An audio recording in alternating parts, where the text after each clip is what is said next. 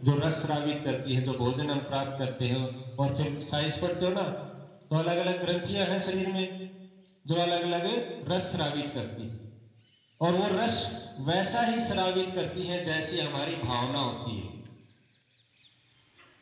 आप कितना ही अच्छा खा लो, उस खाने के प्रति आपकी भावना अच्छी नहीं है तो आपको वो खाना अच्छे परिणाम नहीं देने वाला। अगर मन मार के खाना खाया, चाहे कितना ही अच्छा हो, वो आपको अच्छा परिणाम नहीं देने वाला, क्योंकि वो आपकी ग्रंथियां वैसा अच्छा रस स्रावित नहीं करेंगी। जैसे हमारे विचार होंगे, ग्रंथियां रस वैसा ही स्रावित करेंगी। अगर हम ये सोचे हमारे सर में दर्द हुआ, मैं तो बीमार हो गया, बेड रेस्ट पे, मैं कहता हूं कि अगर आप सर में दर्द के कारण अगर बेड पे बैठ गए और मैं तो बीमार हो गया, बुखार के बगैर उठ ही नहीं सकते, बुखार होगा, ज्यादा ही बीमार होगा। और कोई इग्नोर कर देता, नहीं ये तो छोटा मोटा है, ऐसे ही हो जाएगा, ठीक, थोड़ी देर में वो पता ही नहीं लगता कहाँ गया। क्योंकि हमारी ग्रंथियां हैं जो कार्य करती हैं, वो वैसा ही रस स्रावित करती हैं जैसा हम सोचते हैं, जैसे हमारे विचार हैं। तो हमारे शरीर को अंदर से ही कार्य करना होता है, जैसे हम उसको कमांड देंगे वैसा ही कार्य होगा। हम सोचते हैं छोटी सी चोट लग गई, ज्यादा गंभीर मान लें तो वो गंभीर ही होगी, और सोचेंगे ये ठीक हो जाएगी, थोड़ी कुछ नहीं है, तो वो ठीक भी हो जाती है।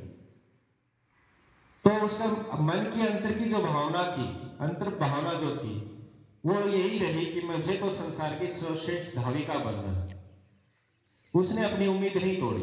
डॉक्टरों ने मना कर दिया, साइंस ने मना कर दिया, लेकिन उसने अपनी उम्मीद नहीं तोड़ी, और घर पे रहते हुए वो एक दिन अपने पैरों पे खड़ा होती है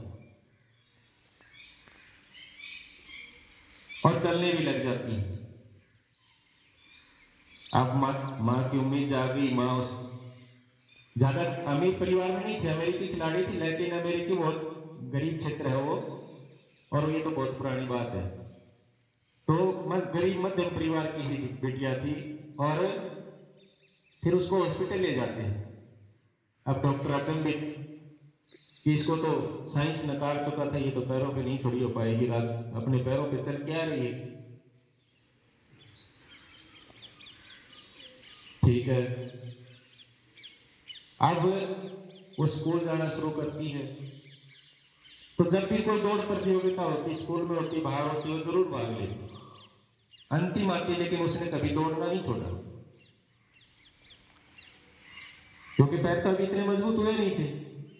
लेकिन उसने दौड़ना फिर भी नहीं छोड़ा कि मुझे तो बनना है संसार की सर्वश्रेष्ठ धाविका। वो दौड़ लगाती, अंतिम आती, नहीं छोड़ा।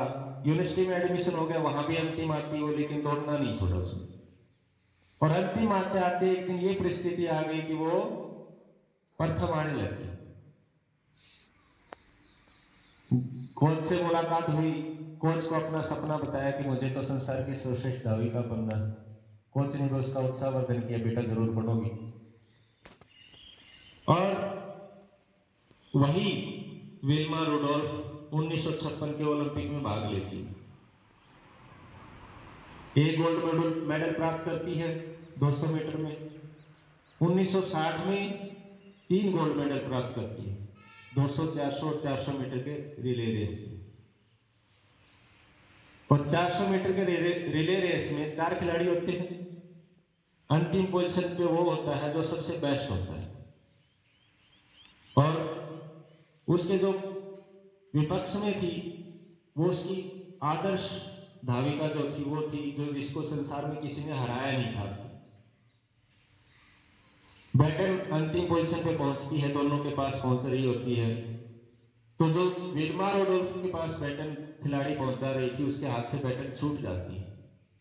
इसी तरीके से वो संभाल पाती है, उस बैटन को पकड़ती है, और इतनी संभाल करने में, पकड़ने में उस बैटन को, वो जो दूसरी खिलाड़ी थी वो तो 100 मीटर की रेस रहेगी, उसमें काफी आगे निकल जाएगी, 10 मीटर का भी फर्क पड़ गया तो काफी पड़ गया ना, तो वो आगे निकल गई।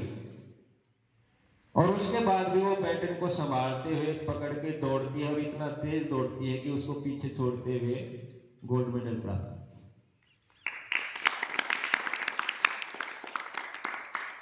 तो जो छोटी छोटी बाधाएं आती हैं, कभी उन पे उनको अपने आप ऊपर हावी मत होने दो। व्यक्तिगत समस्याएं आती हैं, पारिवारिक समस्याएं आती हैं, कोई ना कोई तो अपना जो इरादा है उसको अटल रखो, कभी अपने ऊपर हावी मत होने